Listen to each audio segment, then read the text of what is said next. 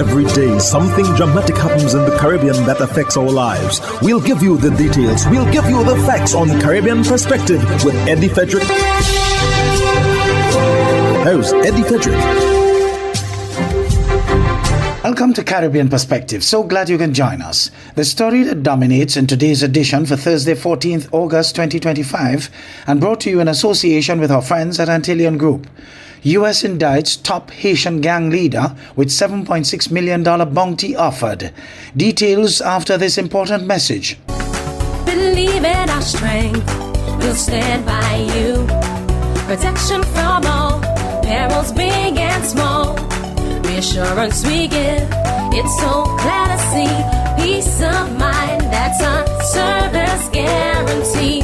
We look after all our family. Yes, we do at every opportunity. Antillean Group, underwriters of all classes of insurance solutions for your protection and investment. Live well financially. The hurricane season is now upon us, so we as Caribbean people need to remember to think safety and be prepared. Avoid venturing outside during a storm or hurricane, especially if there are strong winds. Rooftops and other debris are often blown about and can cause great damage.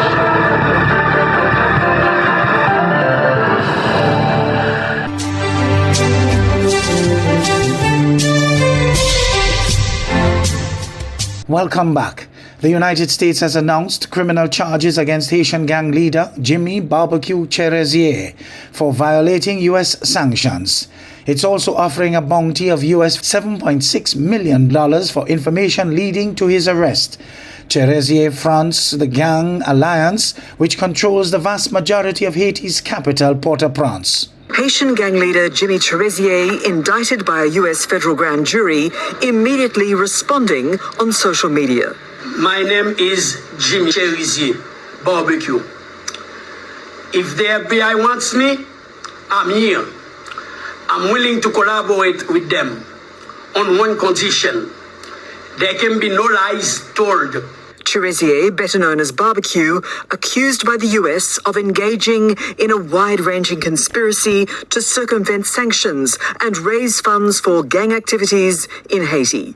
The newly appointed U.S. Attorney for the District of Columbia announcing the indictment. He is a notorious gang leader from Haiti who has orchestrated and committed various acts of violence against Haitians in Haiti. Cherezier is one of the main leaders of Vivre Ensemble, the gang alliance designated as a foreign terrorist organization by the Trump administration in May. Cherezier indicted along with a Haitian-born, naturalized U.S. citizen, Basil Richardson. He has never sent any money to me to finance anything in Haiti. Stop with all those lies. Cherezier's location in Port-au-Prince is well known to Haitian authorities. His compound is in Delmar 6, where I talked with him earlier this year, when he identified with the new U.S. President, Donald Trump. During his campaign, he said, we need to drain the swamp. We need to drain the swamp. That's the same thing I want to do in Haiti. But gang warfare has drained Haiti of anything resembling normal life. The United Nations says its humanitarian response plan is only 9% funded, the lowest level of funding for any response plan in the world. I often feel that I can't even find words any longer to describe the situation. Is it alarming? Is it acute? Is it urgent? It's all of that and even more. Pirot with a warning to the Haitian diaspora. We're coming after you if you give money to Cherezier. The FBI award announced for Jimmy Cherezier is the highest for a gang leader in Haiti and raises the stakes.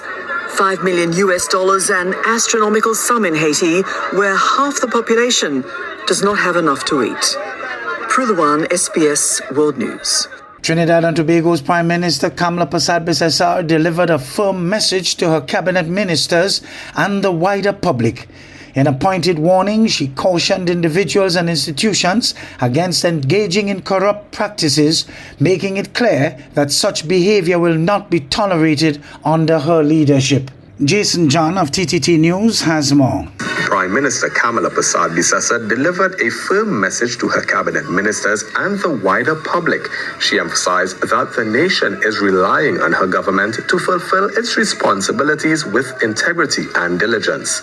In a pointed warning, she cautioned individuals and institutions against engaging in corrupt practices, making it clear that such behavior will not be tolerated under her leadership.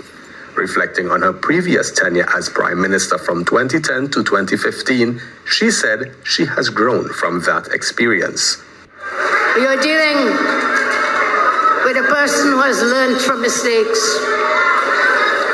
And I tell you, I will not lose my pathway. And I tell you again, let us continue to put God in front and walk behind, and we will not go wrong. I assure you, this Kamala is a different Kamala. All that things that you did, some of you did, and think you get away in 2010 and 2015 will not be repeated. She said her administration will not tolerate the continuation or replacement of corrupt practices.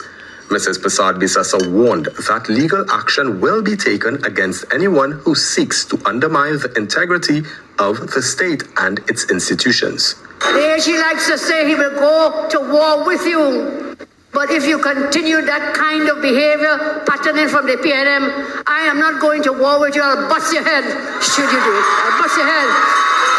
The Prime Minister explained that one of the most serious financial missteps under the former administration was borrowing at inflated interest rates of 9% from close associates, despite more affordable options of 3 to 4% elsewhere.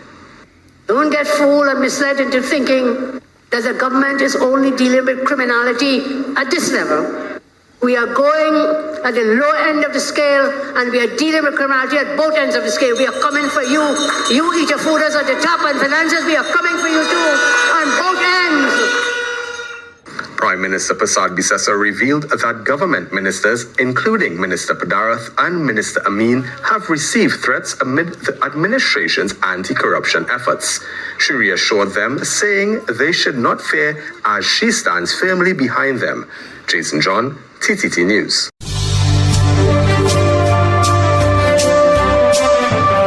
You're listening to Caribbean Perspective with Eddie Frederick, in association with our friends at Antillian Group, underwriters of all classes of insurance solutions for your protection and investment. Live well financially. Coordinator of CARIFESTA 15's Big Conversations and Symposium, Dr. Mariel Brown-Magnan, says countries throughout the region need to respect their own voices, recognizing there is a place for it on local and international stages. Dr. Brown-Magnan also notes that it will be one of the topics on the front burner during CARIFESTA 15, which opens next week.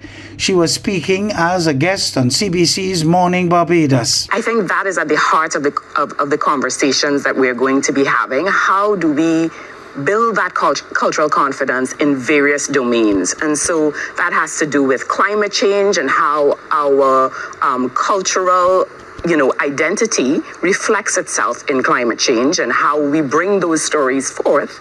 And we also have to recognize that, culture is one of our richest outputs in the region. It's where we can sail on the world stage and I want to say be dominant, right? Because sometimes we can't compete on things like technology, or other things that need a larger population to scale.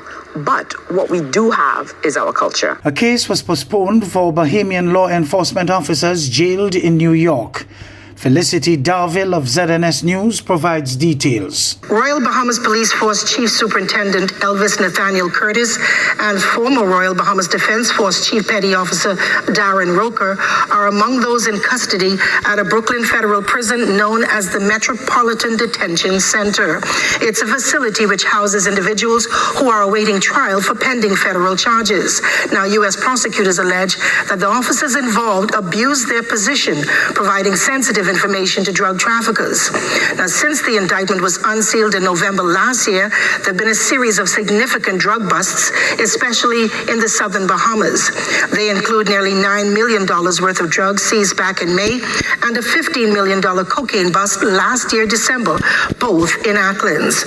Our Consul General in New York, the Honorable Leroy Major, confirmed to our news team that he has visited Curtis and Roker in MDC on a few occasions. He said they were receptive to his visits and appear to be well, but there is a concern for their mental health and the long delays experienced in their case. The CG further disclosed that there are other Bahamians in custody there, but they've not accepted official visits from the consulate as yet. Activists continue their public outcry against MDC Brooklyn, which has a documented history of abuse, neglect, and civil rights violations, including infrastructural issues and unsanitary conditions.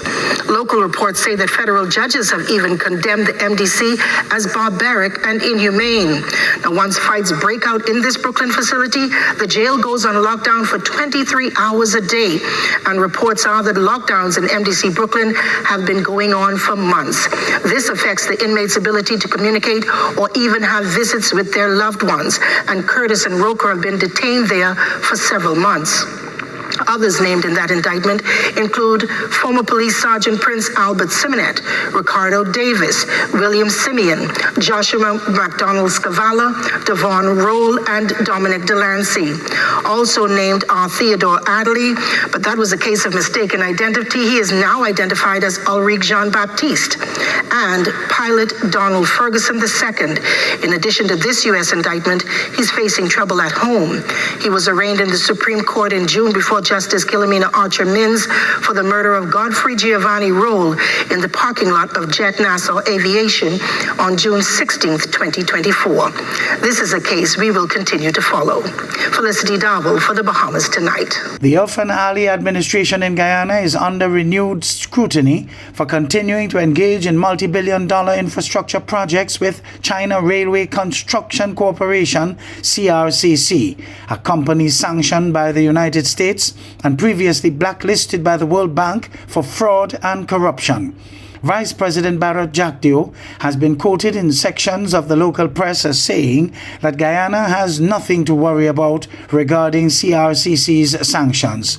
This statement comes despite repeated government warnings over the past year against doing business with U.S.-sanctioned individuals and companies. Travis Chase of HGP Nightly News reports. The Irfan Ali-led administration seem not to be bothered by the fact that they are still conducting multi-billion-dollar business deals with United States-sanctioned China Railway Construction Corporation. General Secretary of the People's Progressive Party Civic and the country's sitting Vice President Barrett Jagdeo is quoted in another section of the press as saying that, no, Guyana has nothing to worry about. However, for the past year, the very Vice President and President Irfan Ali have been hammering home the point about doing business with individuals and companies sanctioned by the United States of America. China Railway Construction Corporation Limited was sanctioned by the World Bank in 2019 for fraud and corruption.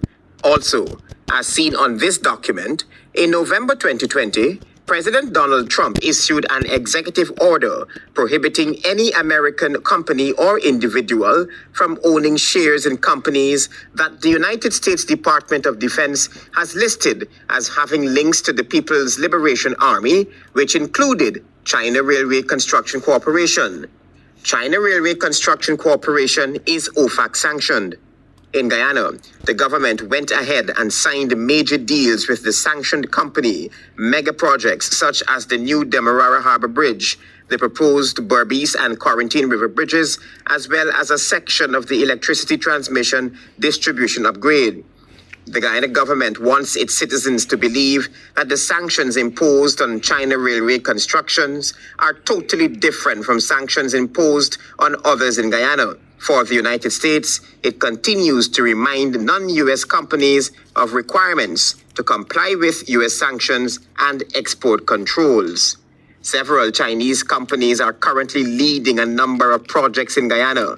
These include the extension of the second phase of the East Coast Demerara Road project, the building of the new Demerara Harbour Bridge, Jovera Park, and the construction of 6 regional hospitals. The U.S. Defense Department in 2019 released a list of 20 companies, including CRCC, allegedly owned or controlled by the Chinese military or People's Liberation Army. The list was mandated by a 1999 law, which gives the president the option of imposing the International Emergency Economic Powers Act penalties against listed firms. Travis Chase, HGP Nightly News.